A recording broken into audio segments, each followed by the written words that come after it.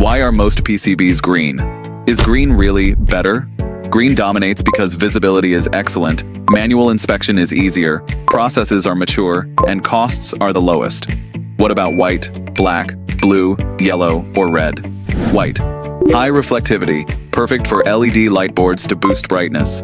Black. High contrast, conveys a premium look, but makes inspection harder.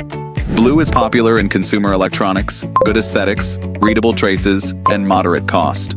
Yellow offers high contrast for debugging dense layouts, but more visual noise and less manufacturing popularity. Red is eye-catching, making it a top choice for demo boards and strengthening brand identity. Picking the right solder mask color is about application, visibility, and cost, not which one looks coolest.